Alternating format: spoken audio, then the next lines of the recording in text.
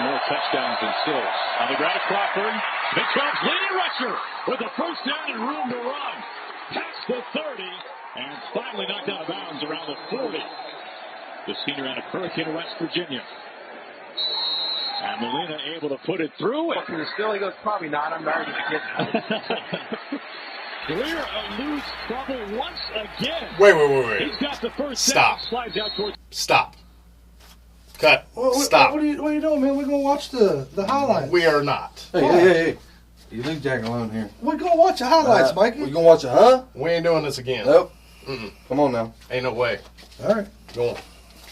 What's the matter with you? From the Flock of Birds Production Studios, it's time once again for the Mountaineer Ramble and all things Mountaineer football. With your host, Michael Covey. Mountaineer Ramble for me. Jack Kincaid. I like greedy backs. And John Covey Cole. Mikey, won't you do something? Now, let's break the huddle and join the guys. It's time to talk Mountaineer football. So let's get this party started.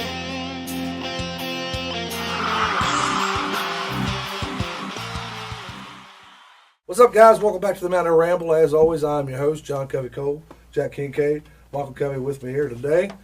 Guys, why didn't we watch the video to see what was... I didn't think that. Why would we?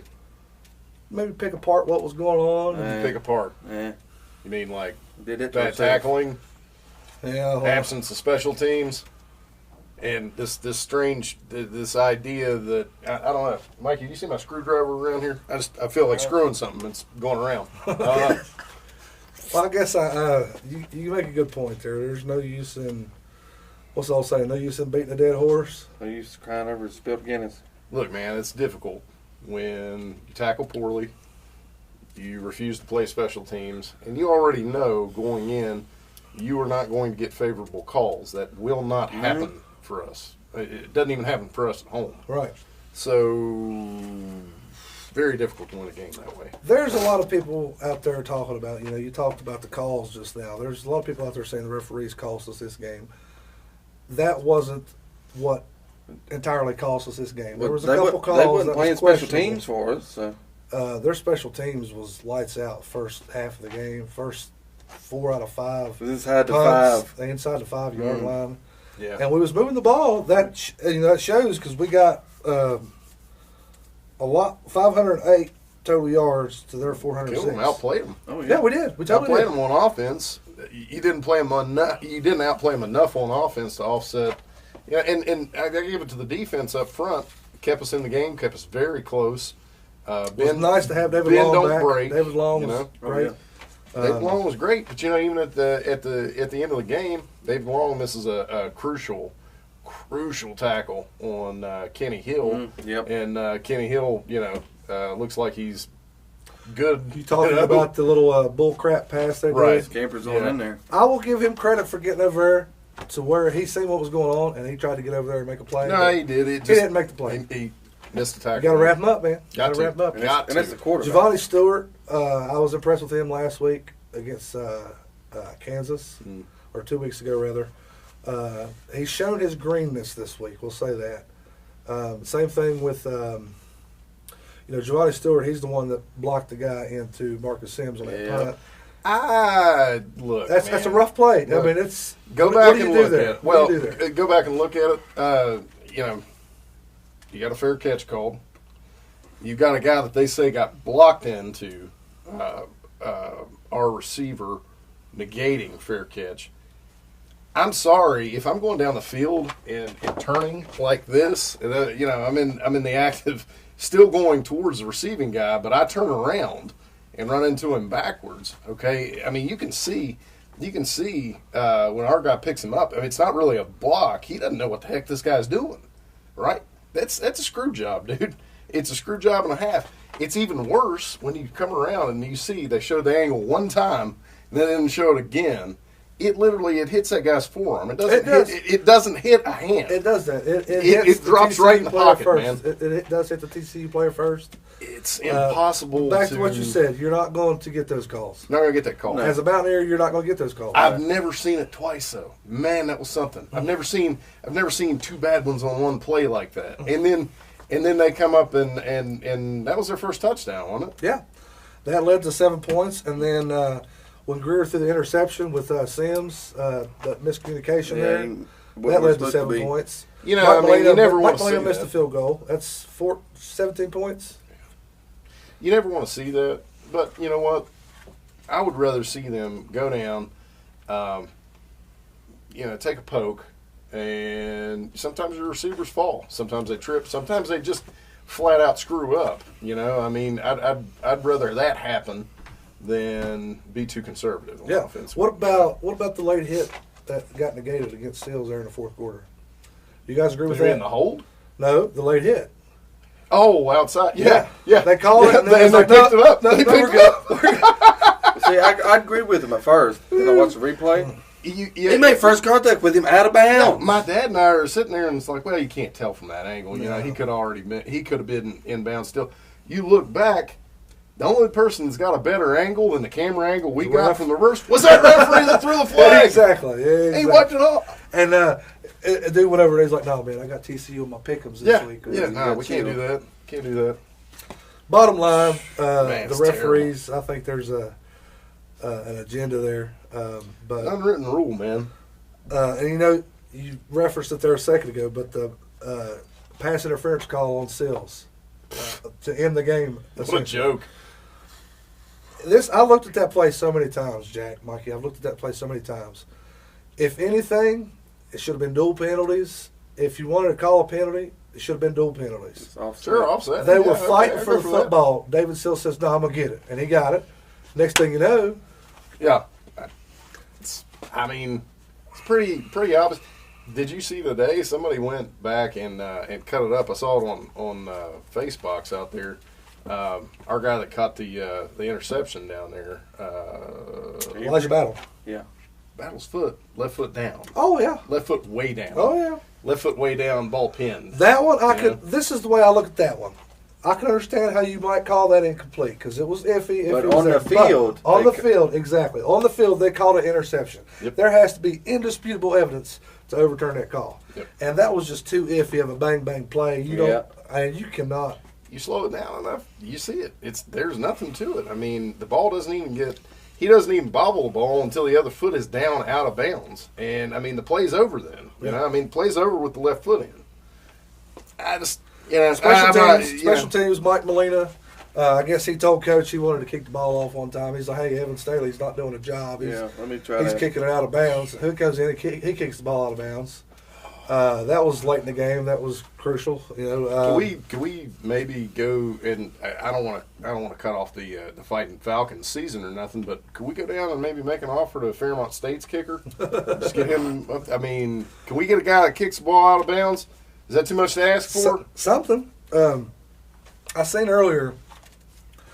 We got a kicker coming next year. Transfer from Western Kentucky, I think is what it was. Don't quote me on that, but. Mike Molina, I love that he's a West Virginia boy. We had him on the show last year. Good guy.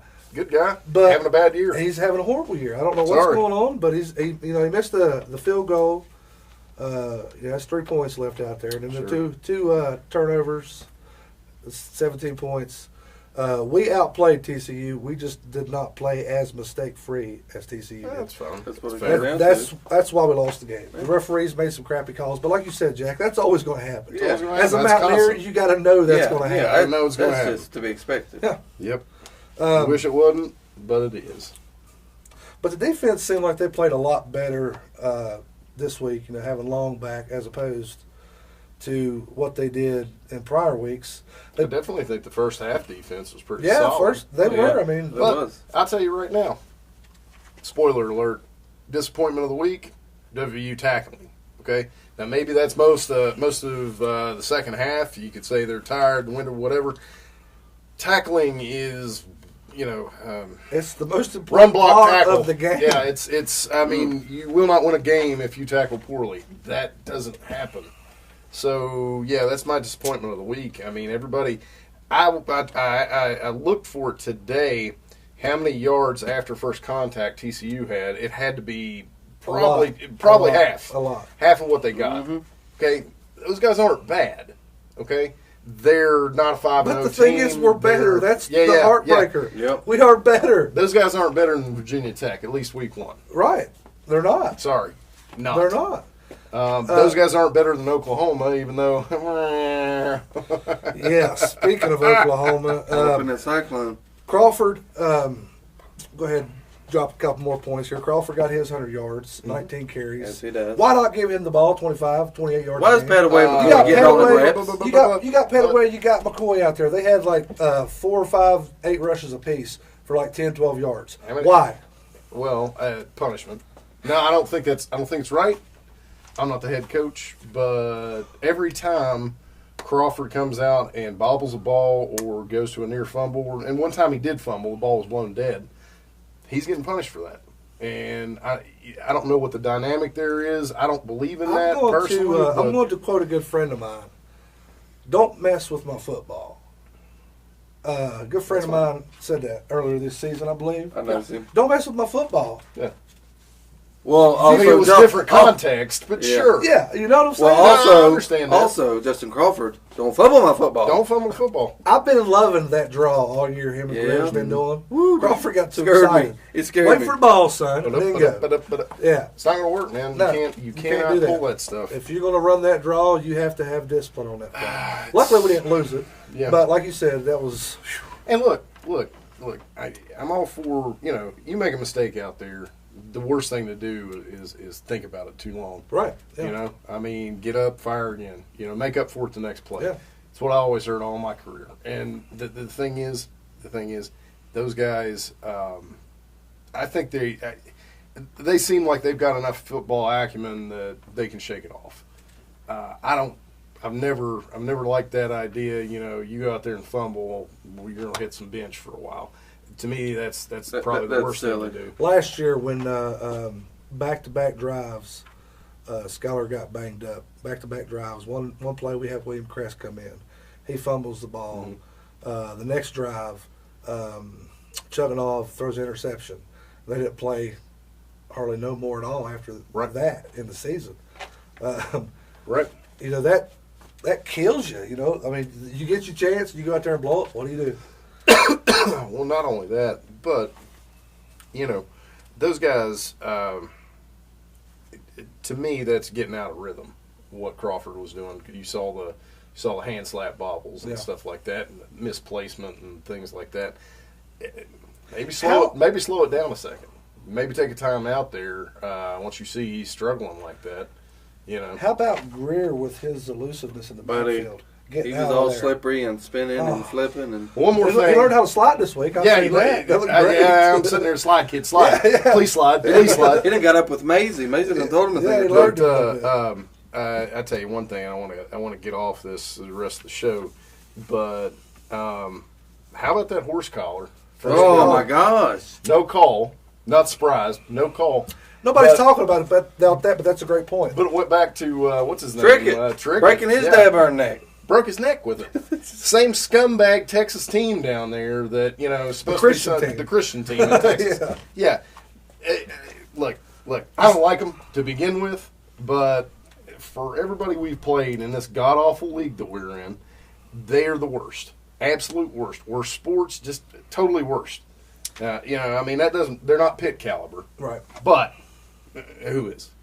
They got beat by Syracuse. I saw that. That's great. Couldn't they both lose? Yeah, right. I mean, I screwed up. I picked against the Barnstormers at Iowa State, but because punishment for last week. I picked their upset last week. But didn't they both lose? I'm with you, brother. Is that too much to ask? Just once? I think as a Mountaineer fan, it is expected for us to want both teams to lose. It really is. Karan White seemed to step up this week. He was making plays. 6 receptions for 138 yards and a touchdown. David Sills, 7 receptions, 116 yards. How about my man there? 9 touchdowns. Leads the nation. Guys, I'm going to touch base here. I haven't talked to you gentlemen about it yet, and obviously I haven't told you guys about it yet, but we have been doing a game ball of the week. We didn't win. We didn't give out no balls this week. Fair? I mean, the only thing more fair is if you took the ball, cut the ball, and like mailed it to the locker room and said, maybe next week, boys. You know? We'll see you the other half next week. Yeah. Straight up. Yeah, maybe send it up in newspaper. Al-Rashid Benton doing what he can on defense. I thought he did all right. But even at that, he's missed tackles too. I mean, sure. Yeah. It's just as a whole, our defense, and I think this defense that we had on the field Saturday played better than the defense we had against Virginia Tech. I mean, we had David Long back. Everybody was healthy out there pretty much. But still, the tackling is not where it should be. Sure. How many times do we have him stopped for a loss? Oh, yeah. And next thing you know, it's third and just 18. squirm out of there. Just first squirm down or out something. and go, man. Billy Kenny, he's not punting the ball at all well for us this year. It was the same thing. Average 41 yards a punt, which 41 yards a punt, that's high school material. You can't get at that collegiate level and punt the ball like that. They even had the backup punter, John Young, come in and punt the ball for 34 yards. Yeah. I mean, that's no better, but what do you do? Special teams. I talked to Jeff Postas from the walkthrough last week, and we talked about special teams a little bit. I can't remember the last time we had a worry-free special teams unit. Can you? Yeah. It seems to me, I guess it was maybe a year before last. Well, I mean, we haven't fielded the punts in a long time. It seems like a year before, like maybe it was last year at some point. It wasn't for the whole season, but at some point last year they started playing better. Maybe it was for like that 3 or 4 game stretch where we were playing nothing teams. I don't know, but it just seems like that. But it streak up and then flash out. Touchdown Jesus, he did a great job. That's what I seen somebody referred to Will Greer as. So I'm like, okay, whatever.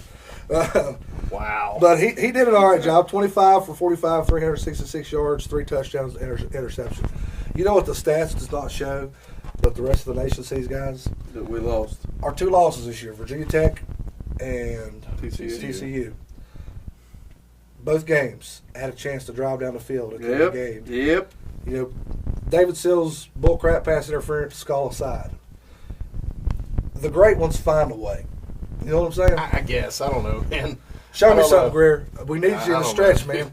I know you can only do so much, but I mean, look at the guy like keeping drives alive yesterday. Oh yeah, he was. Yeah, he we was talking about his elusiveness. Literally, somebody was saying it was right before that last Sills pass. They were like, maybe it was a text message or something, but somebody was like, "Hey, Greer could be legendary right now in this play."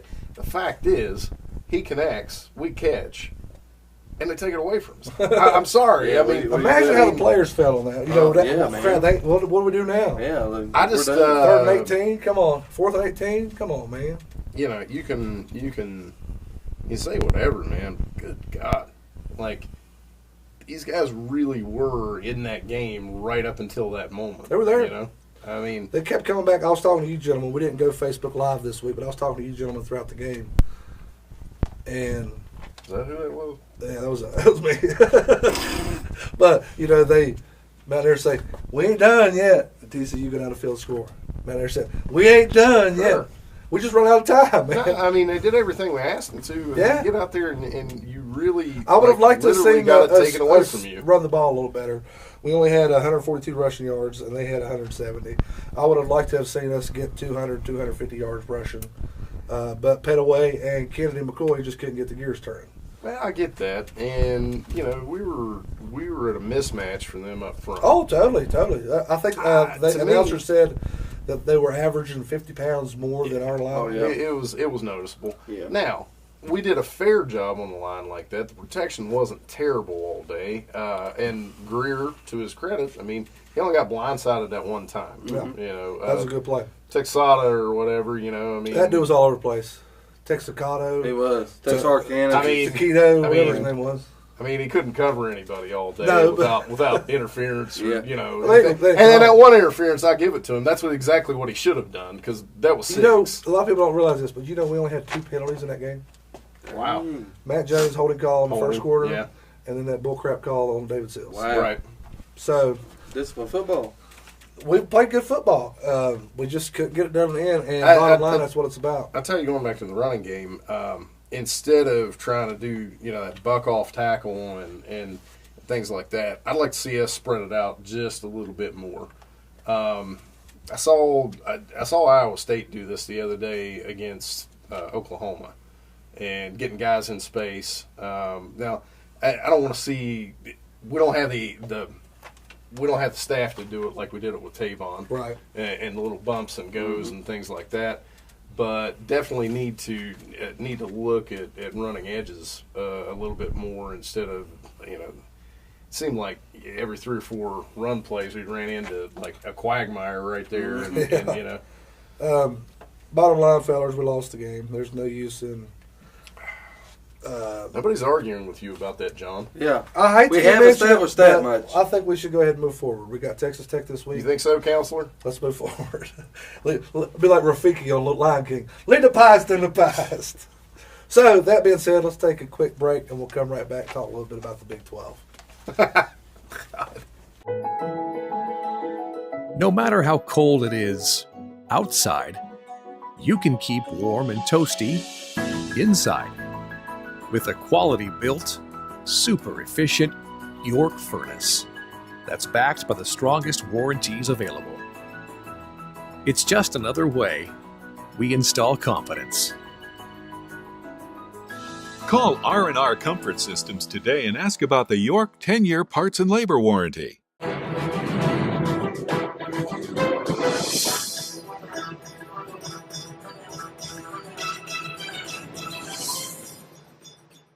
All right, guys, welcome back. Oh, Mikey, you with us?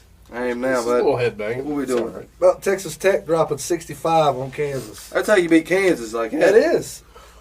You don't let them get within 7 or 8. They beat Kansas better than we did. How about I will those say that. uniforms, boys? I actually didn't even watch the game, Jack, so I can't even comment on your reference. Was it rough? No, it was just regular uniform. Awful. This is awful. Kansas doesn't care about their football. They They don't. No. really They don't. I was watching trick plays with my kids over the weekend, and they pulled up. I think it was last year, year before last. Remember when Kansas was returning the kickoff, and the dude caught it, and the dude was laying in the Yeah, like, laying there like nobody saw him. He's like a little sneaky little bird. Yeah. You don't see me, and we see you. We see you. Kansas State and Texas go to a thriller, 2 overtimes. I don't know if you guys stayed up and watched that one. Texas ends up winning 40-34. Was an intense game. I was anxious. I kind of wanted Texas to lose for the simple fact they just lost either the week prior or 2 weeks prior to USC in overtime. So I kind of wanted to see it again, but I didn't. Well, you know, I mean, that's not really fair, pushing the 2 overtimes on Old Man Snyder. It was Old Man Snyder's This is birthday, his birthday, Guys got to too. go to bed at some point, dude. Come on. Come on. Wasn't that last, I could be wrong about this. I remember staying up and watching it, but at that time, Texas snuck by USC for the national championship. Oh, that's But good. didn't they That's a push couple years ago. to like 2 overtimes or something? I think something I like don't that. remember. Wasn't it 2 overtimes and he was clearly down and they still Yeah. gave it to him anyway? Yeah. Yeah, that's funny. Speaking of overtimes, I don't remember what game it was, but there was a game over the 7. weekend. Went to 7 7. overtimes. Overtime. I'm sorry, I'm leaving that game. Yes, go. Gone. I don't care. Oh, ESPN or I got here at 1 o'clock in the Boys- day. It's boys, midnight. I'm I'm leaving. Boys, I'm good. Going to the blue light. Have road soda. That's right. Last but not least in the Big 12 this week, guys, Iowa State beats Oklahoma. Oh, the number in- 3 in team in the Norman. nation, Oklahoma, in Norman, 38-31. Jack, did you get to watch that game? And if you did, I watched a good deal of that game, if actually. you did, what did you take from that game?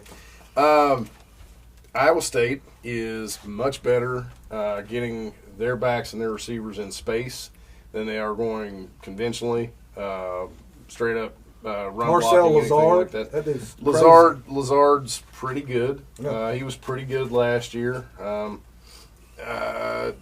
What Oklahoma, I started watching, and Oklahoma was up 11 points and pretty much dicking off. Mayfield will do that. You know the best part about that game was? I don't know if you said it. Go ahead, say it. Go ahead, drop it on them, Mike. You say it. At the end of the game, Iowa State plants their flag in the middle of that field. Bam! I love That's it. funny. I love it. Whatever. I love it. I don't stick The only thing that around would have for made it better hijinks is like if that. he would have went to Baker Mayfield's mom's house and planted it in her yard. Look, Anyway, go ahead. I'm sorry. Until Whoa. we get our comeuppance, I really don't care what Iowa State or okay, Oklahoma fair does. Fair enough. Anywho, you can't back off of Iowa State. That's exactly what Oklahoma did. They started dropping instead of bringing pressure, they went back into prevents and basically game management. Cannot do that. They Those didn't guys, manage- they It's like a cat toying with a mouse too long. Next Exactly. thing you know, the mouse gets away. exactly, and that's what happened. Iowa State is happy to work and chip at a prevent defense rather than.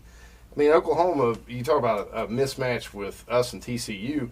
I thought we mitigated that pretty well. We did both. Oklahoma is big, strong, and big. I mean, really freaking big. They're big. Up front. Those are some big boys, and they're gritty, too. And yeah, they were. I mean, they were eating them alive. Yeah. There.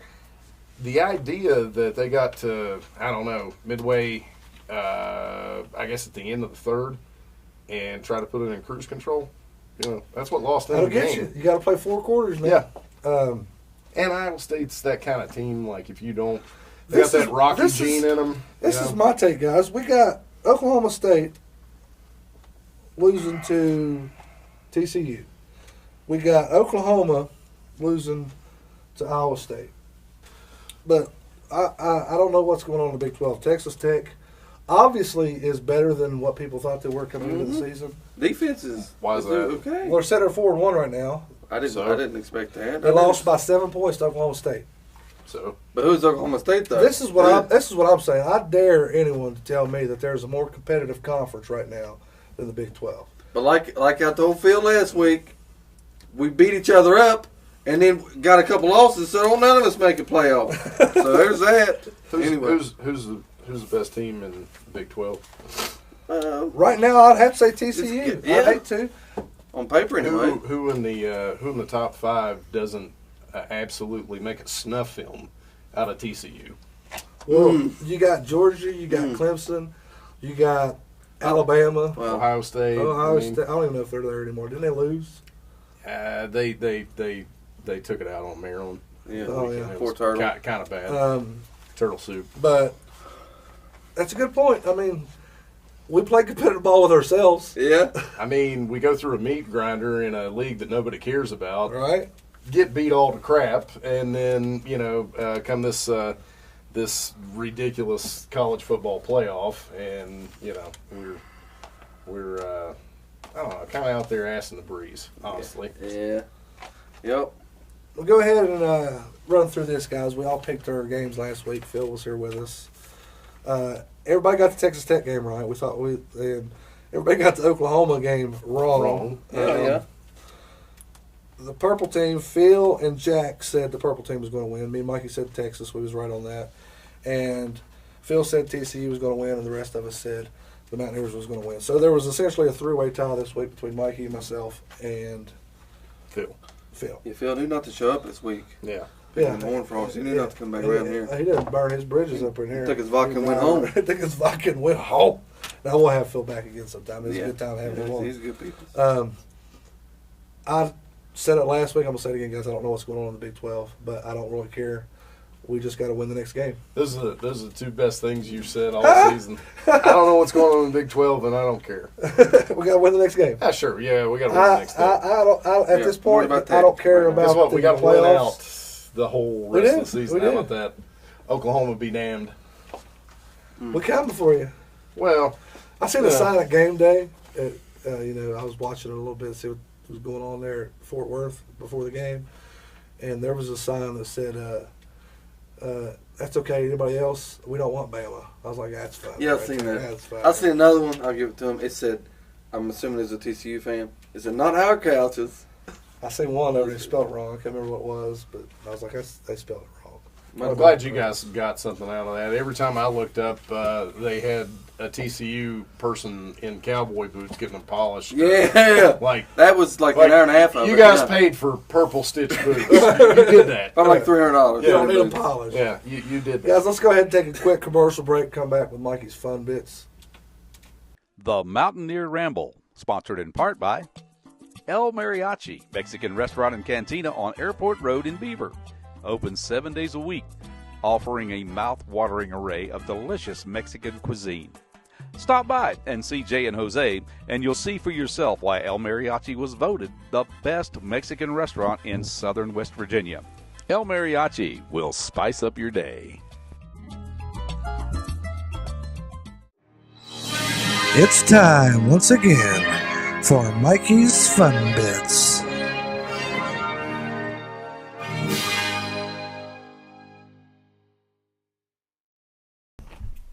Hey, I didn't go to chili night last week. I know a couple people that did. Well, this girl and her brother wasn't one of them. Somebody get their sister. She had too much to drink. And you figure Franklin is fresher than everybody else out there on play action. It's the tight end once again for a touchdown. Ernsberger draws the Broncos back within a point. A young lady just ran across the field, is now being dealt with by security. So she goes out to celebrate with her brother, and the game's not over. What is she doing? I mean, you got to be kidding me. Oh, man. Again, I can't believe. And enjoy the drive back to Battle Creek. Give me the car keys. I'm on my way. Oh, well. She was a little bit excited, man. You calm down, honey. We got a little more football to go here. Easy, girl. She was, Relax. Yeah. you know, she'd been, she'd been blue lighting, if you will. Just a touch. Yeah, whatever they do. Whatever, like magenta line up there, whatever they got. Could you imagine him? And you imagine his Oh, buddies he in the was locker so room? embarrassed. Oh, He's like, go on. Tell Mom. I mean, never let you on the field again. I mean, you know full well what's going to happen after that. I mean, they're going to invite her back. Oh, yeah, totally. That's publicity right there, man. Yeah. Oh, yeah. Come on, girl.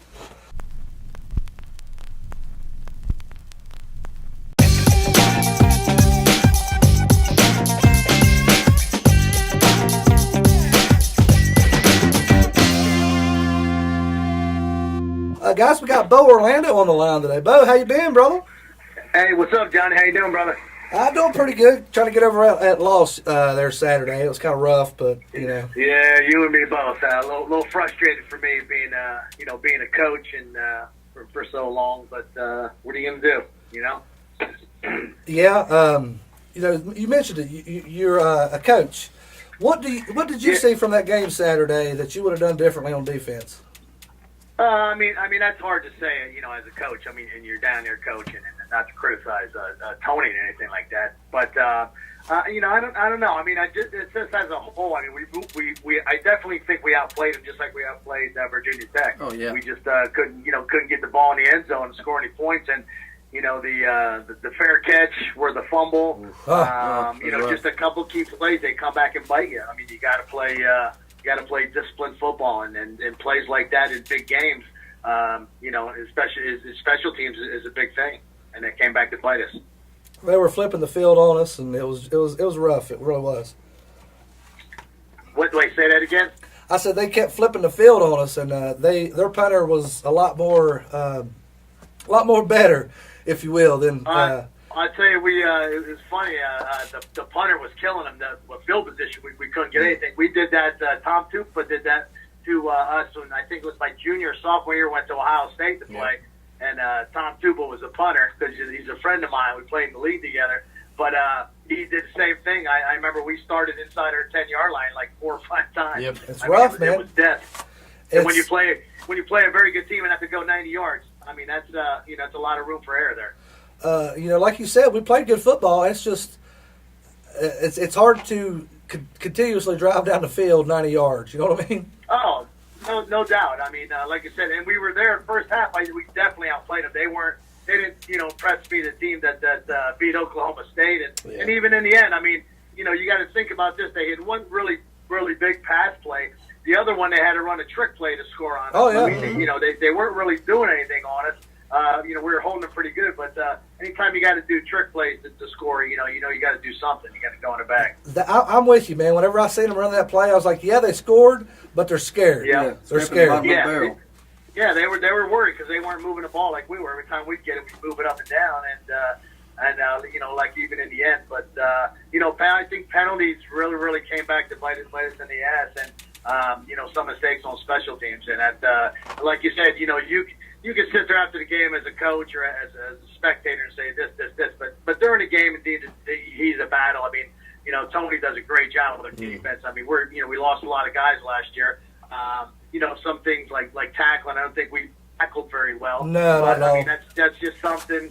It's something that they you can practice, but the kid's got to do it. It's got to come from the heart. You got to want to tackle. That was actually my man. That was actually my man Jack here's disappointment of the week was our tackling. It just wasn't consistent. You got to be consistent when tackling. Yeah, I mean, you got to be tight, especially when you're playing. When you're playing good people, good players. I mean, you're not.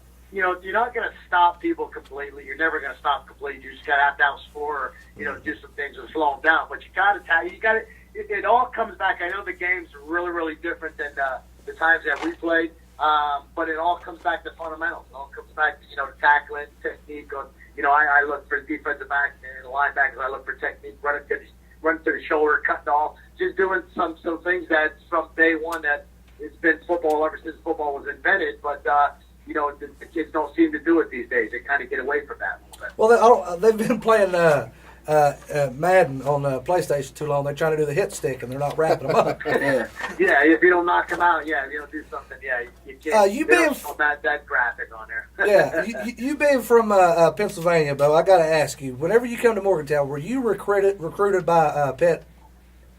Yes, I was. Oh. Yeah, I was. Well, thank you, sir. I wasn't. I was always bitter, and I hate Penn State to this day. I was never recruited by Penn State, but that was kind of a little bitter to me. It was always kind of personal because we still played back in the day. We still played Penn State, and but Pitt. I don't like Pitt, but I mean, yes, they recruited me, so it was just a Pennsylvania thing, I guess. Well, that makes me feel good. We had Mike Logan on last week, and we asked him about it, and they didn't recruit him.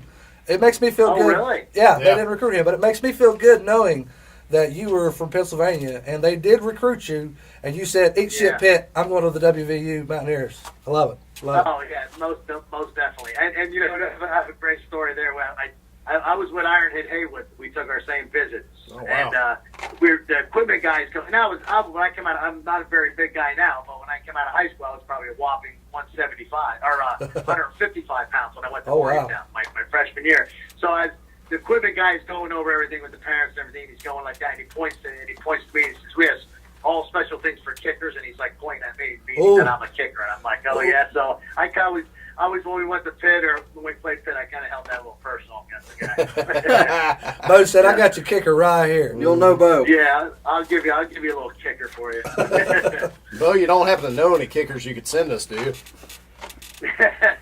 Yeah. You got to hang on me since I can't hear you a little bit. I'm on the road driving, so I can't hear you. I was just joking. I said, you don't know any kickers you could send us, do you? Oh, no, I know that.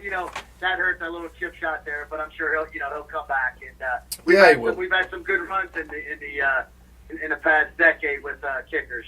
So I'm sure he'll straighten it out, and we'll get it taken care of. Let me ask you this, Bo. Coming out of high school, you were a quarterback. Can I ask you how the conversation went with Don Nealon when they told you they wanted you to play strong safety instead of quarterback? I was I was mostly recruited as a defensive back. They said they were going to switch me over to defensive back. At that time, there wasn't many, 5'9", 5'10", 155-pound quarterbacks on there. But I knew they were doing that now. One team I got recruited by Ole Miss to run the option down there, so I took a visit down there. So they were recruiting me as a quarterback. That was the only school that recruited me as a quarterback. But everybody else Pitt, West Virginia, Ohio State, and Maryland I took my visits to was recruiting me as a defensive back. That's pretty cool, man. Yeah. Let me ask you a little bit about the '88 season. I'm sure you remember that very vividly, just like very well, just like very we well. do. In the national championship against Notre Dame, that unfortunately they won. Safety Daryl Whitmore was out for the game, and Neyland moved you from strong safety to free safety. Can you explain to myself and our fans what the difference is between strong safety and free safety? Strong. Well, playing strong and free. Back when we play, like I said, it's a different game these days. I mean, they named all linebackers. You're a half linebacker, half safety, everything. But back in the day, a strong safety was usually the one safety that played a little bit closer to the line, a little bit more physical, and not so much physical than the free safety, but would kind of be like a more linebacker, a little better tackler, getting up in there, playing closer to the line. Free safety, you're pretty much, you covered either half of the field or a big third of it in the middle, free safety made all the calls. It was kind of like the quarterback back there. So there was a little bit of difference. So when Daryl went down, we had a great thing going. Daryl was a great player, great free safety, was a big hitter and a very smart player.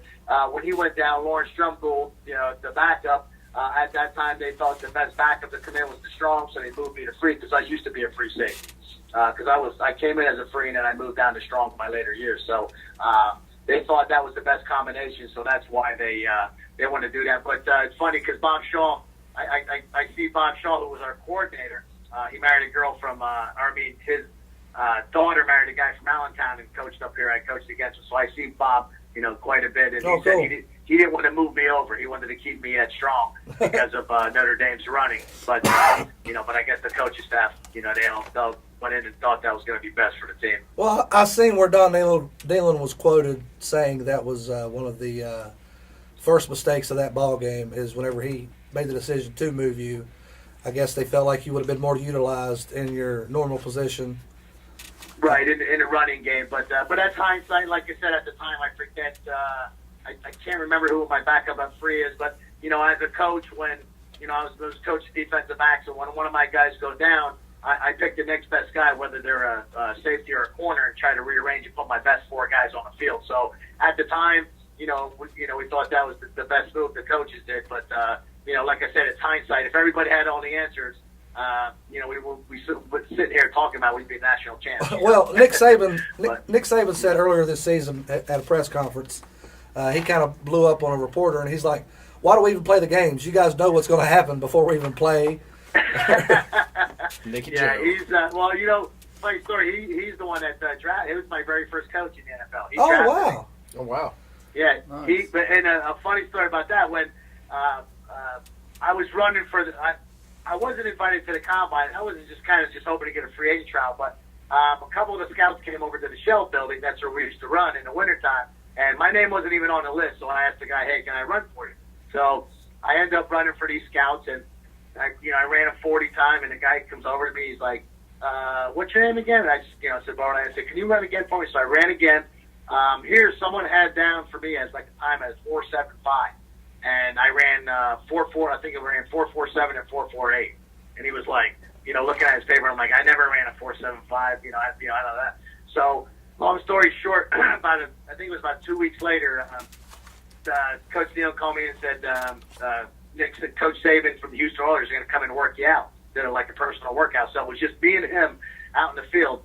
And when you're a young kid in college and hopefully to go in the NFL and a pro coach comes to work you out, you're sprinting, you're kicking butt everything you got. And he worked me out there for about 35, 40 minutes by myself doing defensive back drills. I think I was falling over my feet. And he was killing me out there. And he had that little smirk that Nick had. Oh yeah. I was in there going like, man, just please hold up. But when you have doing a lot of defensive ball drills, you have a lot of guys. So by the time you get back to the line, you're rested a little bit, and then you're kind of sprinting. Well, I would do the drill real as fast as I could, then I would kind of jog back, hand the ball, and then he'd give me a second, and he'd kind of do me again, and just kept going and going. And I couldn't wait till that day was over, but it turned out to be that he ended up taking me in the 6th round. Yeah, man, that's awesome. So I've had some good mentors. I played for Dick LeBeau. I played for Nick Saban. I played for two of the best DB coaches. So I've got to experience those guys. Let me ask you this. Correct me if I'm wrong, but Doc Holliday, who was Marshall's head coach, was your assistant coach when you were in Morgantown, correct? Yeah, he was a receiver coach, yes. Okay, well, I'd like to know, since he was a receivers coach, this question may be relevant, but who was more of a hard ass, him or Don Nealon? I think Doc was. I think Doc, because you know what, and back then we didn't really, practice a lot with the first team. You know what I mean? Because there was a lot of scout teams. There's 100-some guys. So, like, when we had meetings and everything like that, the only time we were together were team meetings. We'd have a meeting right in the beginning with Coach Nealon, and then we'd break up, and we'd be offensive defense. So I really didn't have to deal with Doc as much. But Doc had a different personality. He was tough. He was good to his guys, but he was tough on some DBs. So, but I'd say just not knowing him as well as I did Coach Nealon, I thought, Doc was tougher to talk to. Right on. But he's turned out to be a hell of a coach and hell of a program down at Marshall. He's done a good job. Yeah, he's trying to do some things up there. CBS Sports last year had an article out that said Marshall was the best college sports team in West Virginia.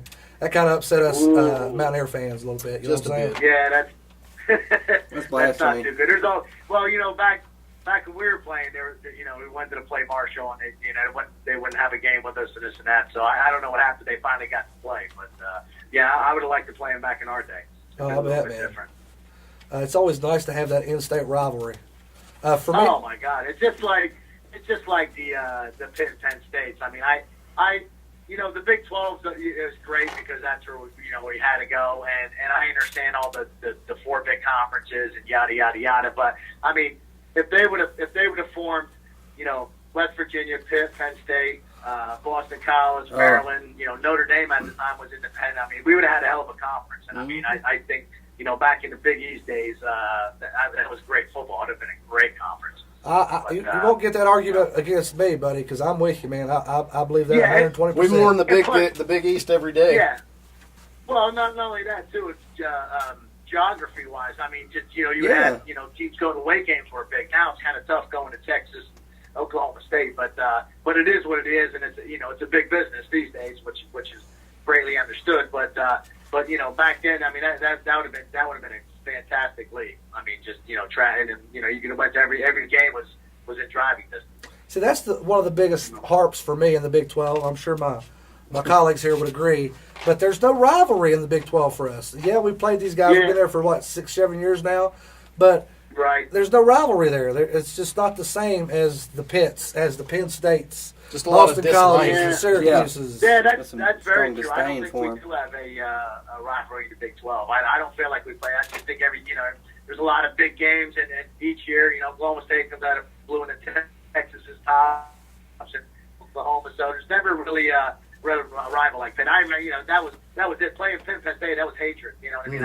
When we stepped on the field playing those guys, I mean, we hated each other, and it was not only a war, but it was it was a lot of hatred. So they were very, very emotional games for not only the players but the fans too.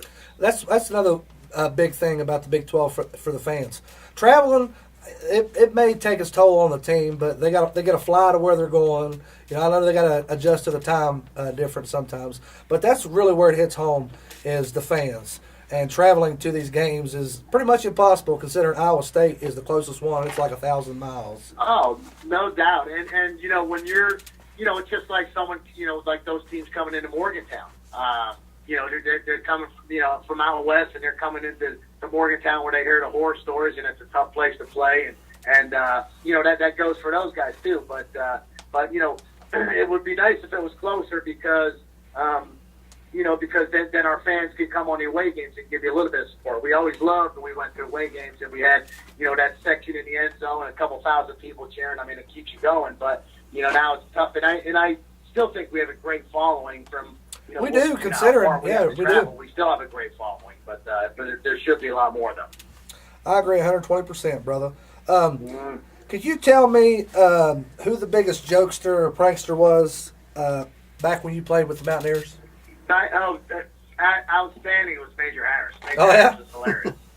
Major was we get on a plane. Him and Milt Redwine, rest in peace. Milt was a lineman from the Pittsburgh area, but we would get on a plane, and we had to wear suits on the plane, and a lot of guys couldn't afford stuff. You know what I mean? So you had one jacket, one shirt, one tie. You wore that every week, and I remember Lawrence Strumgle wore a short jacket, and you would get on the plane, and Major and Milt would sit back there and just rip on everybody that was coming down the aisle. And he was a comedian. Major Harris is still funny these days. A little more quiet than he was back then, but Major was hilarious, though.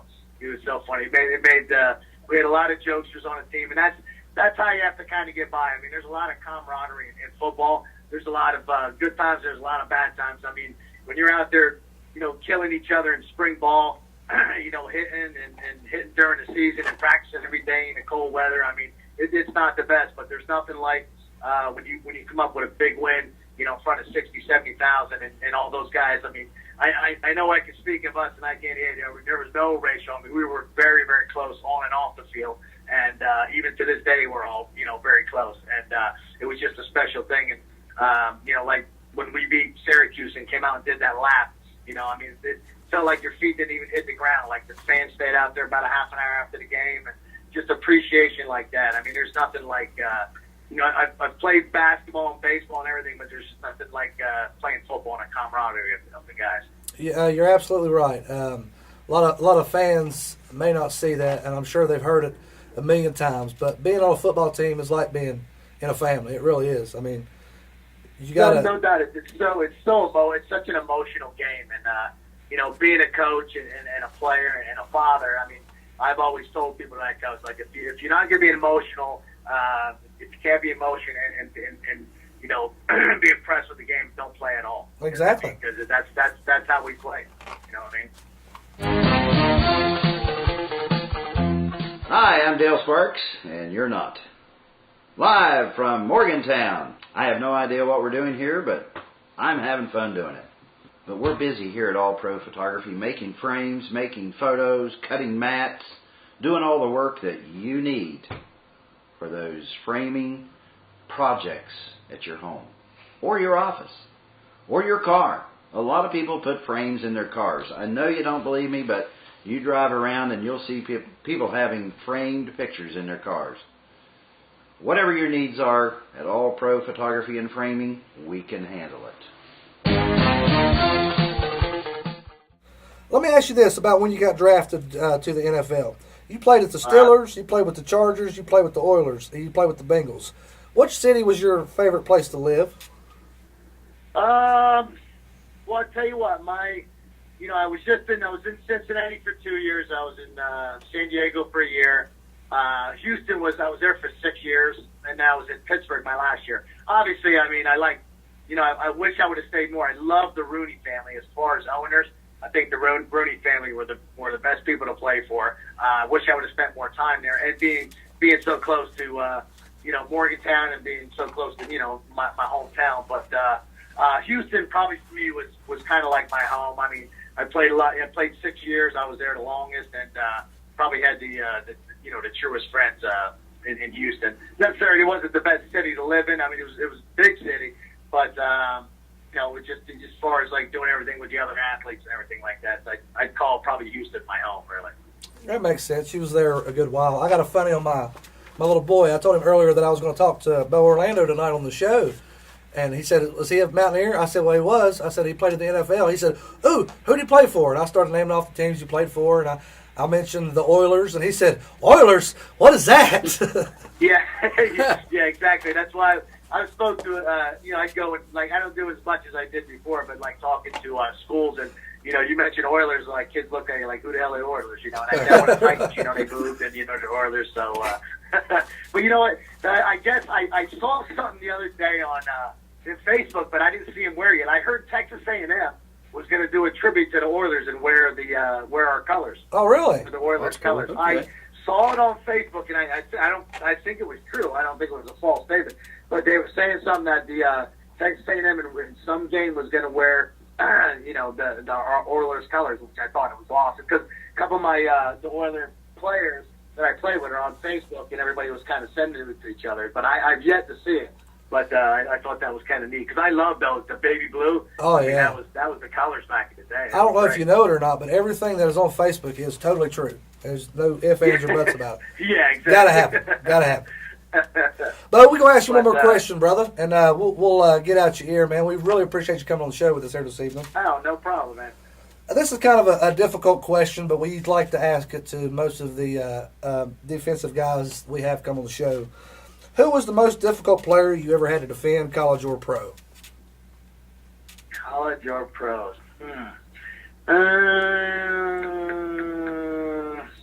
Boy, there's so many of them. It's kind of I'd have to go into pros because of my memories. Because college is more like college to me was more like a smash mouth game. I mean, like, you know, I was trying to tell people the other day, I'm like, look, you didn't. They wasn't throwing on first and second down. You were running the ball. You were running down somebody's throat. And if you didn't make it, then you threw on third down. That's just the way times were. You know, who was tougher and stronger. Right. But the pros was a little bit different. You got in a little bit more schemes, man to man, and kind of outsmart, you know, defense, offensive coordinators. I played against, you know, two guys. I know Christian Okoye was really, really tough to tackle. I mean, he was a beast for the Kansas City Chiefs. I mean, he was the Nigerian nightmare. His thighs are so damn big, and another guy who wasn't as big but would love to run over defensive backs, and I played against him for 6 years in the AFC Central, was Kevin Mack from Cleveland. Was a running back from there. So I think those two guys. I really never, being in the pros, I was a safety, so I never had I played man to man, but not a lot. It was usually, you know, we did a lot of man free stuff. So I was running, you know, around doing that. But as far as tackling wise, I thought those two guys were Nigerian Nightmare and Kevin Mack were the two toughest guys I've ever faced. Right on, man. It's good to know. I mean, there's so many more. I can imagine. How long was you in the league? About 10 years? I was 10 years. Yeah, I played 6 with the Oilers, and I went to San Diego for a year, Cincy for 2, and then Pittsburgh my last year. Okay, that's a long time to play football, man. And I played mostly about 170. I played about 4 or 5 years of my 10 years, 175 pounds I played. And then I got up to about a whopping 185 was the most I've ever weighed. Wow. So, I don't think I've weighed 185 since I was in elementary school. That's what I weigh now. But I weigh about 180. I'm down to my playing weight. Right. Yeah. Well, Bo, once again, brother, we really appreciate you coming on the Mountaineer Ramble, man. We would love to have you back sometime. Oh, John, anytime. Just give me a call about it. Anytime. Love talking with the Mounties. For sure, man. Keep doing what you're doing, brother, and ramble on, my man. You too, man. Good luck for the Mounties. All right, right on, brother. Get some big wins. All right, Definitely. Take care, guys. Later, buddy. Take care, buddy. All right, guys. Good guy. Very insightful. Bo Orlando. Bo Orlando.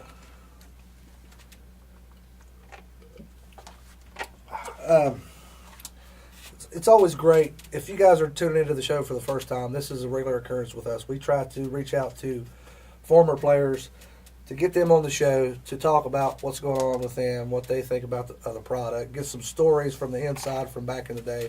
It's always nice to catch up with them and relive some moments that was seen. You know, obviously I was 4 years old in '88. I don't remember. 4 in '88. Yeah.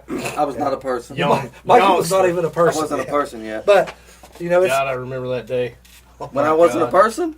None of this is about you. Okay. That's... Talk about '88 season now. Okay. That's sacred, son. I'm sorry. But I've relived it a little bit and watched it and I've seen some things. Researched it. It seemed like it was a heartbreaker. I mean, I was 8. It's a good initiation in the Mountaineer Nation. Oh, yeah.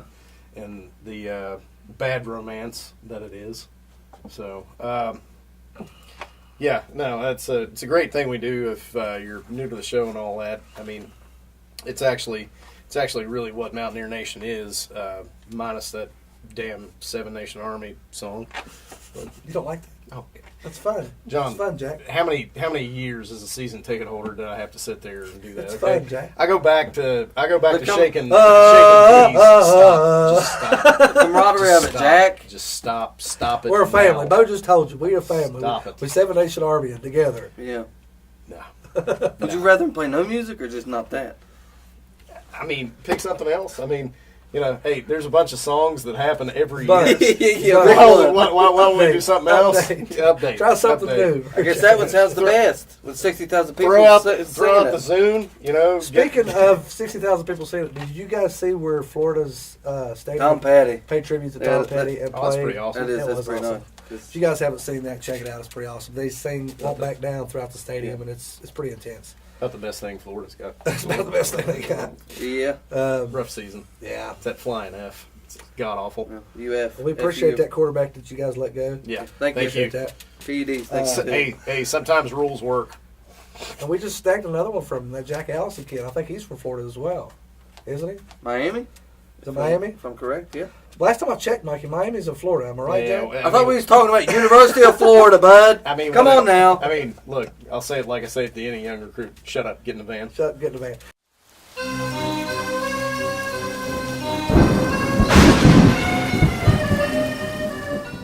This week's topic is, who was the best horror movie villain?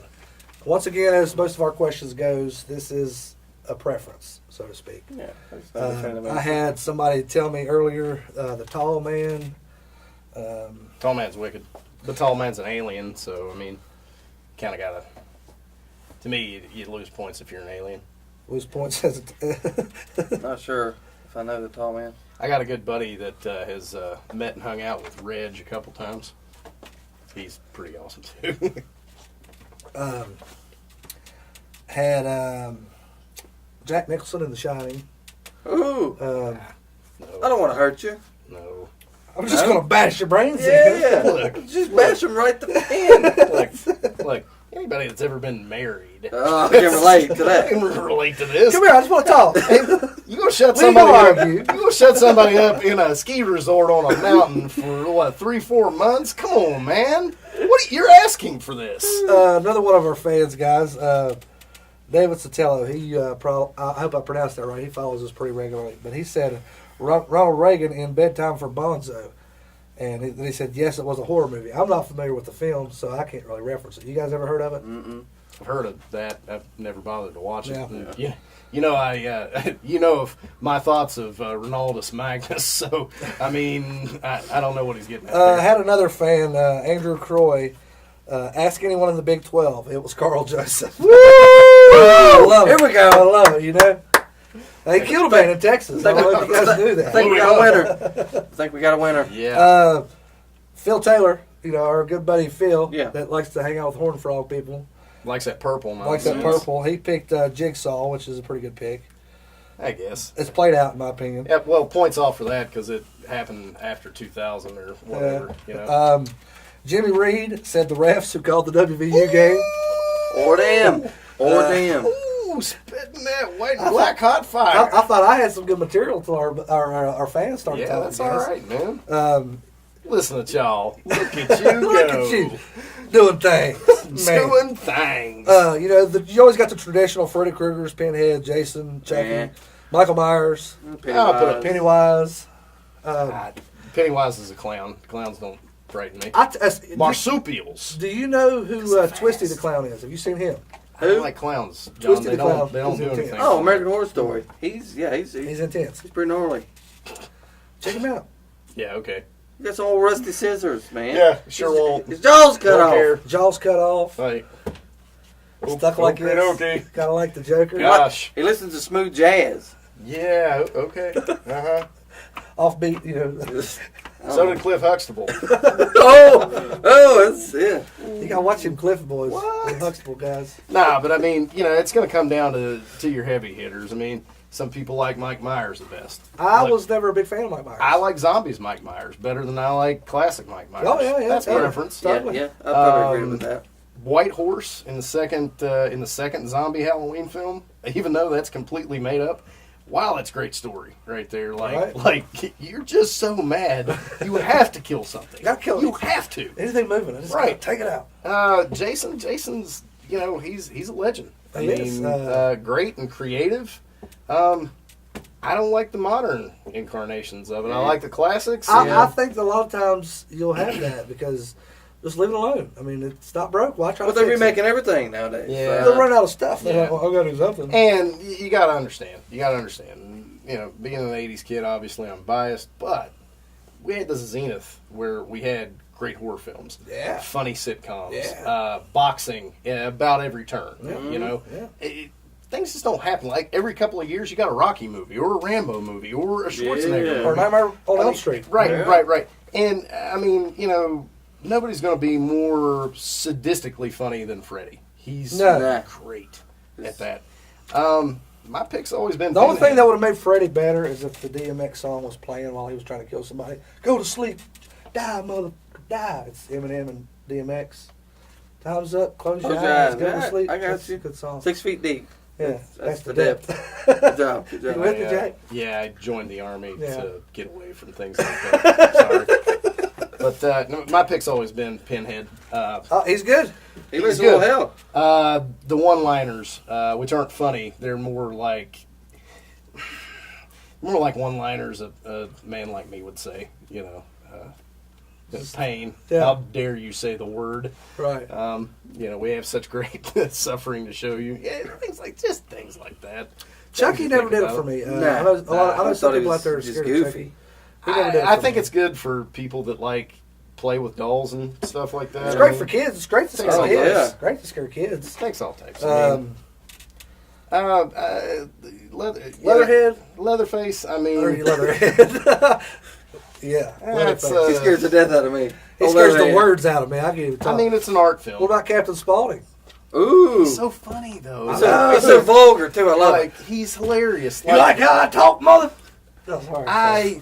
I like zombie stuff anyway, but I remember going through a period in my life where I didn't laugh for about 18 months. I remember laughing hysterically at that it's movie. Great. And it's not meant to be a comedy. Whenever the kids come into the store, it's pure gold. It is. It's amazing. Dr. Satan! Yeah, and I like the second one even better. Oh yeah. Devil's Rejects to me is probably second only to Sling Blade. Is the most unintentionally funny movie that you can probably find. I like a Sling Blade movie. Sure, it's pretty good. Carl's an advocate of the Mountaineer Ramble, right? I mean, he should be. I've seen he did some stuff. You know why? With this last You know year. why? I mean, he's from Alabama, right? I mean, he killed old Doyle Hargrave. Well, I mean, he probably wants to see Nicky Joe Saban come up and lead us to the promised land. Lawnmower blade. Okay, I wasn't sure. Now, he killed his mama and Jesse Dixon with the Kaiser blade. Okay. Some folks call us Sling Blade, he called it a Kaiser blade. Okay. Anyway, sorry, I got on a soapbox tangent or whatever you want to call it. But like I said, this question right here, fellas, is pretty much your preference. Like you referenced there a second ago. So who's your favorite, pretty much? If I'd have thought about it, we should have rephrased the question. Who would you most like to be killed by out of this? You got to be killed by somebody. Who gets it? I got to go Pinhead. Maybe it's the Catholic in me. I don't know. I guess the proper thing to do, fellas, would be to pick one. Jack's already said Pinhead's his guy. High Priest of Hell. I'm going to say, I don't know the actual demon's name that was in the movie. Don't say it. But It Follows. Have you seen that? Oh. I don't know the demon's name. It? No, that's not it. No, I got no name. It was intense. Charlemagne. Really good movie. I would say that, but considering I don't know that Essence's name, I'm going to if it's not scared, defer to Mikey while I continue to think about it. If it's a demon not scared and an exorcist, who cares? That's intense. That's good stuff, man. Well, I'm kind of in the same boat you as in. I'm not sure of this guy's name, but the flappy wing guy from the Jeepers Creepers. Ooh, what's his name? That's my dude. What is that guy's name? I was just reading it's about Hellbird him. or something. No. It's Hellboy. the That's it. Creeper. Really? The Creeper. Okay. The Creeper. The Creeper. What about Slenderman? Didn't talk about him. He's more of an urban legend, though, isn't he? Yeah, it's a creepypasta. Throw in Candyman, then. I mean, Mothman. Bloody Mary. Mothman's just misunderstood, man. It's not horror. You just want to hang out. Yeah, Chupacabra, too. Give me a beer. Let me come out of y'all's beer fast. Same squanch. Throw them all in there. Ricky. That's what we need to be for Halloween, guys. We already got our Julian. Yeah. You going to be Bubbles or Ricky? You be better, Bubbles. I'd make a better Ricky because I'm a prick. Yeah, and you just say all the Ricky-isms. Yeah. Yeah. Get you some glasses. Give me some of them jalapeno chips. You gotta have a lady. Love is in the eye when you hold her. Everybody knows that. I'm going to say probably for me as a child now. I'm not a child. Switching it up a little bit. As a child, it was probably Freddy Krueger. Even though he was comical, as a child, it just got to me, man. I ain't going to sleep. I ain't never go up. I was a little witty. Call what you want. Okay. No, it's fine. Hey, Gremlins scared me, man. You know, I was 3. All right, but you know, do you remember? I know, Mike, you weren't around then, but do you remember when Freddie had his late night TV show? No, dude, it's hilarious. Wow, like you won't have a problem like sleeping anymore. So he was trying to kill David Letterman and Jay Leno while they were awake. That's what you're telling me. It was, I think it was an hour it started out as an hour format, and then it got shopped around and like got picked up maybe by Fox like another season. And they changed it to half hour. Well, come on, man. That's funny though. It is. Did he have guests come on and everything? No. It was like situational. Okay. Like, man. Here I am. This is what I want to do now. Yeah, I'm just Speaking of situational, I told Mikey else. about this earlier in the day. I'm going to throw this at you. I'll go ahead and throw it at you too, guys, if you haven't seen it. Pat McAfee retired from playing football. Mm-hmm. He's doing the Barstool sports things now. Well, they got a show they do every week called Tailgate Barstool Show. Something like that. They go to different different schools to do the game day. Pretty much, they do a 30-minute. Yeah, their own version of it. Kind of hurt my feelings. They went to Ann Arbor this weekend, and Pat McAfee said if he had it to do over again, he would have went there. He said if he has a child, he's going to send him there, which is cool, whatever. But to say that if you had to do over again, you would have went to Michigan as opposed. Like I said, was he going to go hang out with Rich Rod and maybe? I mean, that was his coach. Right? That was his coach. I mean, matter of fact, might be buddies. if you remember in that game that nobody likes to mention, Pat McAfee missed 2 crucial field goals in that game. We don't bring that game up. Sorry, it just got to me, guys. It tugged on my heartstrings. December 7th. Let's go ahead.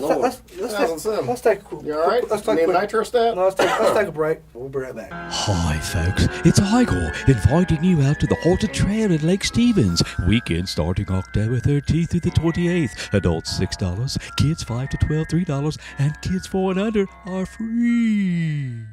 Parents, if your kid's looking for something fun to do, check out Camp or Treat at Lake Stevens. It's Saturday, October the 21st from 6 to 8. Only $1 a child, and it's in the RV park. Call 304-934-5323. The Tailgate Sports Bar in Bluefield, West Virginia, located at 2501 Bluefield Avenue, invites you out for some good food, good times, and good sport. Stop in or call 304-800-4315. Are you looking to sell your house or maybe buy a house? Contact Realtor Paige Powers today with Old Colony Realtors, 304-255-6555. And be sure to tell her that the Mountaineer Ramble sent you by.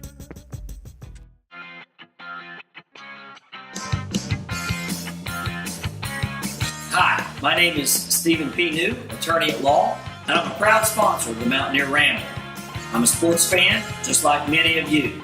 So tune in to my friends John Covey Cole, Jack Kincaid, and Michael Covey, and enjoy some talk about sports. And remember, anytime you want to, just ramble on.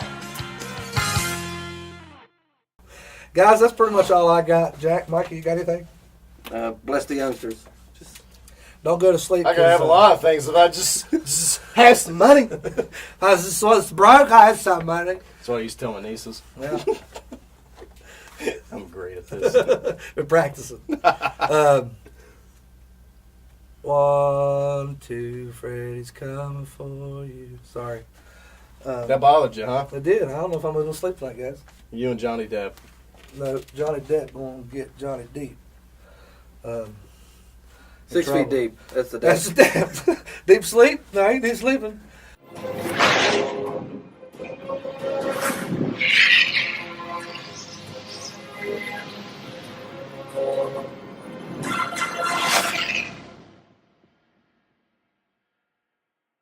A couple matchups this weekend, guys. First and foremost, which we are going to talk more about here in a little bit, we got number 24, Texas Tech, coming to Morgantown at noon.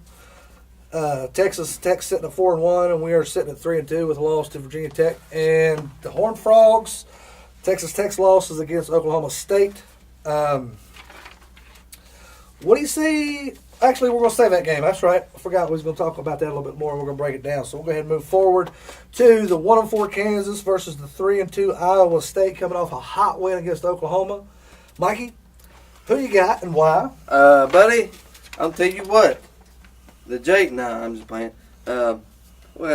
Cyclones. Chalkbirds? Not them chalk rock flying mother lovers. You got the Iowa States, do you? Yeah, Cyclones. You don't think yeah, they're too much. Kansas is going to... Kansas might get them a Big 12 win, but that ain't it. That's who's it going to be then? Baylor. I really look. I think that might be the only game Baylor wins this year is against Kansas. Go on now. I think so. Jack, who you got in that game and why? God. You love when I make you do this, don't you? Yeah. Iowa State. Give them 2 in a row. Barnstormers all the way. Get them a little win streak going on. God. Pride of Ames. I don't know who Iowa State is right now. I knew coming into the season that they was going to be the Cyclones. But I know they're the Cyclones. I knew they were going to be pretty good. Stormbombers. I knew they were going to be pretty good coming into the season. I didn't think they were going to be as good as they've been playing. They beat Oklahoma by 7. Played close against Iowa and Texas, which, say what you want about Texas. I don't know who they are right now at this point. I don't think they do either. They wear burnt orange. They wear burnt orange. I'm going to pick Iowa State, though, just for the simple fact I think they're on the comeuppance, and it's Kansas. I mean, why would someone pick Kansas? You know what I mean? Unless you're playing basketball, then there's kind of no point.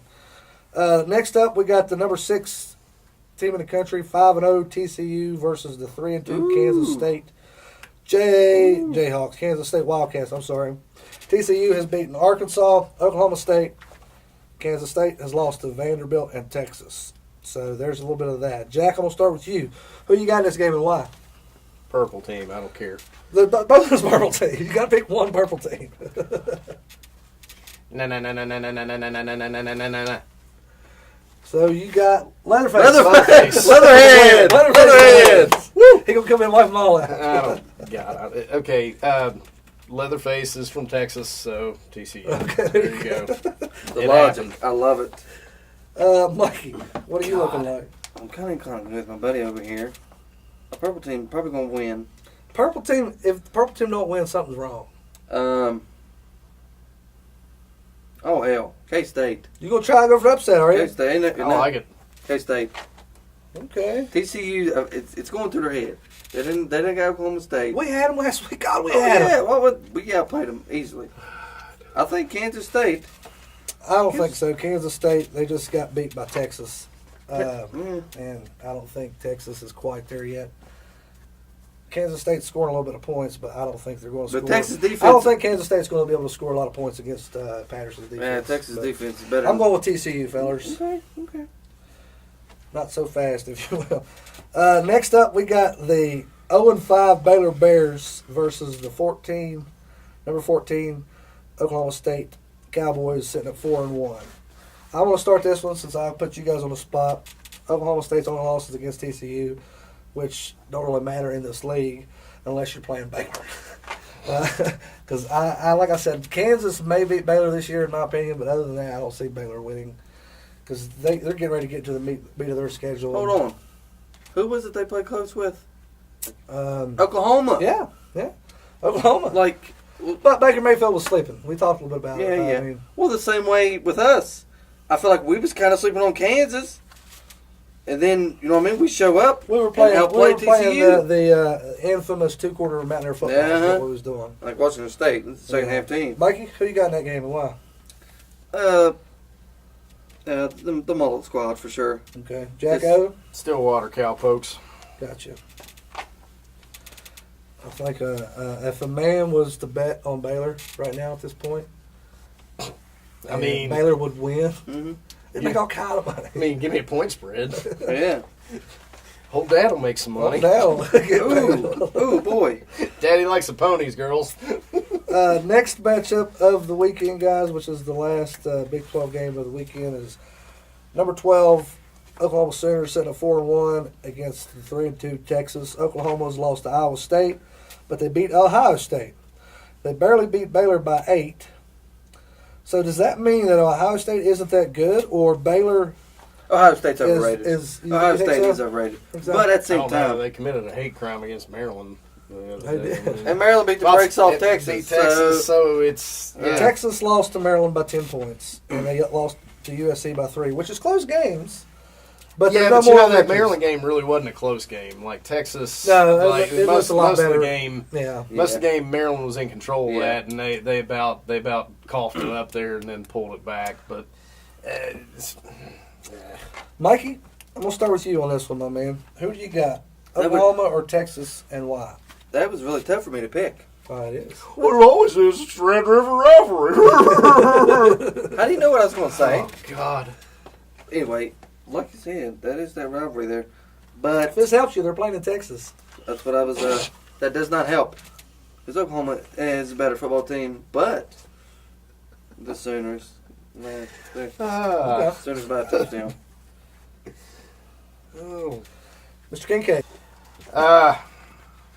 Yeah, I mean, I think Oklahoma goes down there and plays abusive boyfriend for the weekend on Texas. I mean, Well, they just lost Iowa State. I think they take it out. They're going gonna to be hungry. Yeah, I'm with you, fellas. I'm gonna go with the Sooners for the same reason. I think it's going to get nasty. There'll be people there talking how great Baker Mayfield is again after he puts up some lights out there. Yeah, we'll put him in the Heisman again. Right. It'll be that kind of nonsense. Red River. I'm a Heisman, Bob. Last but not least, guys, I referenced it there a few minutes ago, but we got Texas Tech, number 24. Excuse me, number 24 Texas Tech coming to Morgantown this weekend. Starting at noon, another freaking noon kickoff. I hate noon kickoffs, but we got them coming to town. Mikey, what do we need to see in this game for the Mountaineers to win? Get back on the winning ways, if you will. Yeah, but Or you can flip start a it. winning streak. Or you can flip it. Is Texas Tech going to win? Nah. No? Nah. If I didn't pick TCU to beat us, I damn sure ain't picking the Red Raiders to beat They us. just about beat Oklahoma a few weeks Just ago. about. Maybe coulda, shoulda, didn't do it. I lied to you. It was Oklahoma State there a little bit ago. I almost broke a stool earlier, too. Oh, wait. We ain't even got none. That don't even matter. Broke all the dang old stools, Mikey. Yeah, their offense is what it usually is. Oh, high-powered. But last time I seen Kingsbury, he wasn't even wearing sunglasses. He's off his game a little bit. I don't believe in him. Okay. And they coming to Morgantown. Nah. Mm-mm. After a loss. Don't forget, after a huge loss. Yeah. We lost too. I'm talking about after our loss. Our boys are going to be ready to punch somebody in the mouth. Yeah. But special teams got to tighten up. Dana, you don't got one job, but your main job, keep Giovanni Stone out of the way. No, leave Giovanni alone. He made a mistake. He's young. That's going to happen. Yeah. And like Jack referenced earlier in the week, that's a hard call to make. That's a hard call to make. I mean, that is rough. But special teams as a whole They do need to got play to better. just tighten up. Yeah. That's Don't put put yourself in that position. Yeah. Jack, what are you looking at in this game that the Mountaineers need to do to get back in the winning column, if you will? You guys saw Major League 2, right? I did. You two. You had no mamas. Got to go find the marbles. Reach down. You had didn't a have no coach that used to say, you need to reach down, grab some sack. I don't know what he was referring to, other than maybe sacking. Sack of potatoes. Yeah. Sack of potatoes. Chuck Norris. Yeah, I don't know. But no, you got a home crowd that has been has lost 2 7-point games that really could have gone the other way. To start the season, you've had 3-0 games basically in between that. You drop a game that you had no business dropping. Same when this game's sold out too. So this game, you've got to go and make a statement in front of your home crowd to actually. Every game, the rest of the season is a must-win. This is where it starts. Yep. This is ignition point. It is. Yeah, up yours, Joe Boo. CC Pedro. Help me out here. Vaughn? Harris. You mean Rick Vaughn? Did he play in the California Penal League? We wear caps and sleeves in this league, Vaughn. Lord! Sorry. Got our major league kick. Oh, I agree. man. I agree with you guys. What you guys were saying, Jack. Back to reference back what you talked about earlier in the week. We got to tackle. Yeah.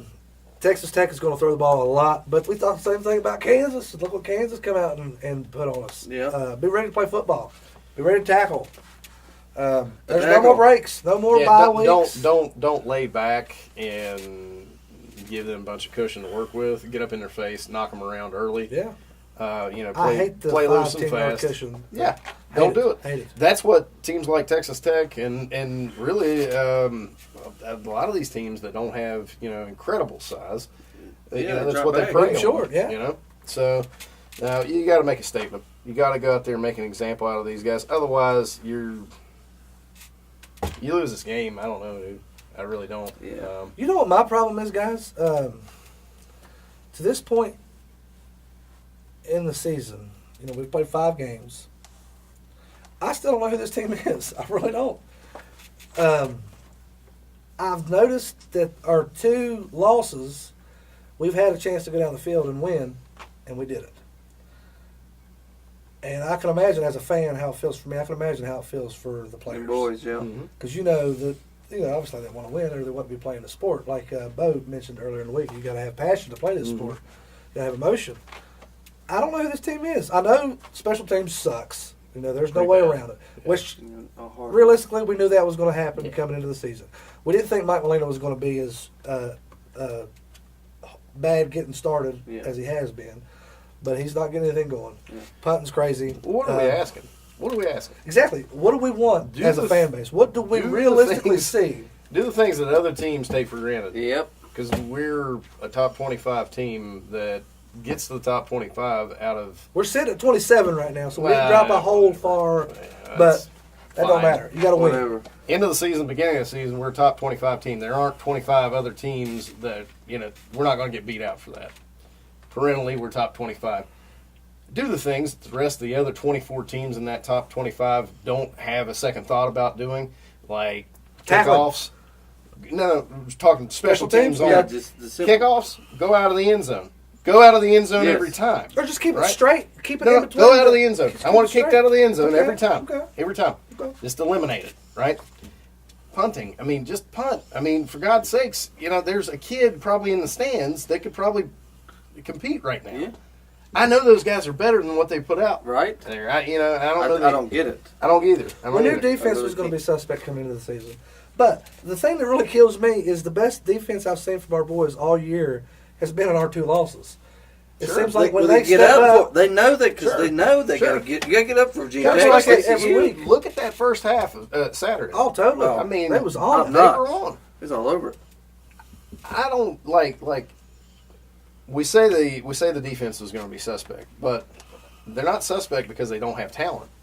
They're suspect because they don't have experience. Exactly, they got talent. They're good. They're good. That's why Tony Gibson went out and got them. No, it's the truth. Just they're good. The reps, man. It's and I'd rather have that problem. That's all right with me. I don't care if you make a single mistake. Don't make a string of them. Little mention Giovanni Stewart. The little mishap there that happened, and Kenny Robinson had a missed play down. Cost us a touchdown last week. Accidents happen. Mistakes happen. Sure. What happens after those mistakes is what builds you as a player, as a human being, as an individual, as a member of society. People's going to make mistakes. What are you going to do after that mistake? But them's kids. I'll tell you flat out.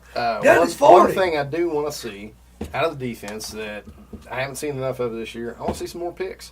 Yeah. What you need to do, and we were really killing it last year with this and the year before, is we were very intimidating on defense with the way we controlled. You couldn't throw errant balls on us. No. Sue Douglas. Snag it up. Be all over. Snatching things. Give me that. Okay, so waiting on that guy to step up and pull some. We've had a few making some plays. I thought my boy Mike was going to have at least one. Well, it's hard when they take things away, buddy. You can intercept it, but that don't mean the ref's going to call an interception. Yeah, that's true. It's our luck. I'm going to go ahead and let Mikey start off the process, guys. There's no use in talking about, past havens. We're looking forward. We got Texas Tech this weekend. Number 24, Texas Tech this weekend. Do they deserve to be 24? Maybe not. But they are, and they're coming to Morgantown, so shalom. Bring in Raiders on in. Mikey, I'm going to let you start the havens here. Who do you got in this game, and what is the score? Gold and blue. Oh, I know them. Yeah. Okay, so what's your score, big guy? 30-24. Oh, it's going to be close, huh? Yeah. You don't think Super Greer and all his weapons on Not offense? touchdown, Jesus, nah. He ain't going to get 600 touchdowns. Nah, he's going to get us a few, though. Okay. I can I know you can. I can live with that. And you think that we're going to hold Texas Tech's offense to 24 points? Yep. They I bet they did. got that quarterback down there, that Nick Shimonek. Cliff Dingleberry is known for having Nice hair. and good quarterbacks. They're all over the country. Davis Webb. Is he still a Cal or did he graduate? I think he's in the league. He's in the league. Is he? Yeah. And then they got a couple good receivers. Kiki Coody, that's what I call him. I don't know how you pronounce his name. That's a funny name. Coutee. Was that Coody? Cowdy? You got the Cooties. Yep. Dylan Cantrell. Don't matter who's on the field. These guys may be hurt. They may have got took out last game. I don't know. No matter who's on the field, you got to play better than they're playing. Score more points than they're scoring. Jack, who you got in this game, and what do you think the score is going to be? Good guys, 38-30. 38-30. I'm seeing a trend here. I'm seeing a trend here, too, and I'm thinking, I'm not sure, guys. I'm having a hard time with this one because my mind tells me that Texas Tech's going to put up a lot of points. But your body is telling my body's telling me no. But my mind. So I'll pull out my gun. My mind is telling me that the Texas Tech is going to put up a lot of points. Okay. But then my heart is telling me that our defense is going to halt these point Hold on. yards. So let me just say, you think Texas Tech is going to score more than TCU? Yeah, I do. Okay. But I feel like it. Okay, fair point. But I feel like we'll have a much easier time scoring on their defense than we did TCU's at the same time. I don't know. I would love it if we did, but I don't know that you're going to see another half as low scoring as that again. Yeah. If we do that at home, no question, we win. We win big. Yeah. Well, did y'all see that stat last week? Every time we've scored 40 or more points, 54-4. We won? Yep. Well, I keep saying it. It's kind of jokingly me saying it, but it's the truth. Bottom line is how you win a football game is you got to score more points than the other guys. Yeah. It don't matter what your defense or what their defense is doing. Well, I mean, it does matter what their defense is doing. But you got to just keep scoring more than they do. But like Jack said, to get us some picks, we get more possession to an offense to give you, you know what I mean? Increase your chance to score more points. Field position, man. That's where it's at. That's what we didn't have. I'm going to pick the Mountaineers to win, but I'm going to pick them to win 45-63. I think it's going to be a high-scoring football game. Like, you know, right? If we brought Phil in this week, this has been the part where he would have picked Red Raiders. Red Raiders. We're chugging vodka. Yeah. Talking nonsense. Oh, vodka. He's a Big 12 fan, though. Yeah. I mean, you got to look over things like that. Guys, there's the Big 12 this week. We're going to take a quick commercial break, come back, talk a little bit of trivia with you guys. Dorseys Hogtails, located on U.S. Route 60 just off of Route 19 and just past Midland Trail High School. There's always something going on at Dorseys, and you can bet that whatever it is, it's a good time. Be sure to try some of the best food in southern West Virginia. Then you can sharpen those billiard skills with a relaxing game of pool. Dorseys also offers some of the best live local music in the region on most weekends. So what are you waiting for? Stop in and see what makes Dorseys so great. Be sure to mention that you saw this ad on the Mountaineer Ramble and receive 20% off your entire purchase. That's Dorseys Hogtails, located on U.S. Route 60 just off of Route 19 in Hyco.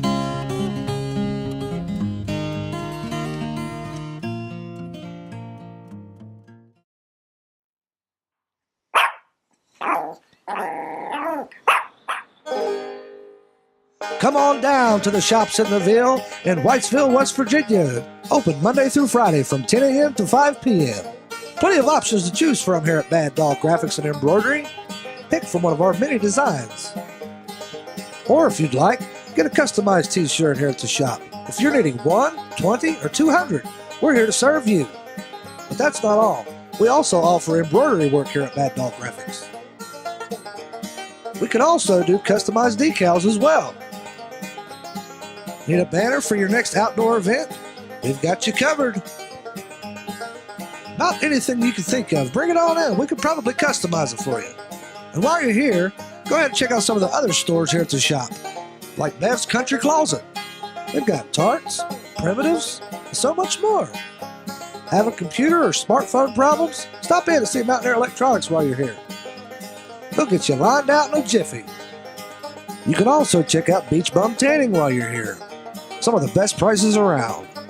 And coming soon to the shops in the Ville is the Country Bakery and Coffee Shop. No matter what you're hankering, there's something for everyone here at the shops in the Ville. So stop on in and see Wayne and Sandy at Bad Dog Graphix and Embroidery in Lightsville, West Virginia. Call 304-415-3113 for more information. Y'all come back now. Yeah. All right, guys. Trivia this week is on me, so don't judge me. Okay. Trivia I got, and before I ask the question, you can shoot us the answer on Facebook at Mountaineer Ramble. You can shoot us the answer on Twitter at WVU Ramble, or you can email us at Mountaineer Ramble. You just text it to me if you want. At gmail.com. Don't bother me with it. I'll text Mikey. Jack don't care whatsoever. Text Mikey, and Jack says it don't fool with him. He ain't mess with y'all. Don't fool with y'all. Don't fool with y'all. Mikey, what we going to give away this week? My man right here. Smallwood. Nope, it's not McCoy. Not McCoy. Wendell. It's not the real McCoy. It is. How's he been doing in the pros? You guys been paying attention to And him? the Eagles are. I'm always shooting a show. Yeah, I mean the Eagles. Yeah, Eagles. Him and Rousseau up They there. still got that fella from Oregon up there? Mariota. No, the coach guy. No. The Kelly. He's in 49ers He's now. at San Fran. That's the only thing I never understood. He went to Who cares? San Fran and this Kaepernick kid they get rid of. I thought he would. Well, yeah, it don't make sense, but anyway, what does? What does? This does. Suck before, sucks now. This does. Two sucks don't make it right. Not very good at the footballs. Not very good at the footballs. Trivia question I got, guys. It's not very difficult for myself. It probably won't be for you guys either. But Dana Holgorsen and Cliff Kingsbury have history together. What I want to know from you guys is, where did Dana Holgorsen and Cliff Kingsbury coach together at? I don't need the year. Don't need the year. I just need You were the team. the team. And You don't even got to know the mascot. Well, they got a mascot there? I guess. They got one? Y'all make me tired. Yes, I'm tired too. Guys, Jack Kincaid, Michael Covey. I'm John Covey Cole, guys. Till next week. Go Mountaineers. Get the Ray Raiders. Ramble. Ramble on.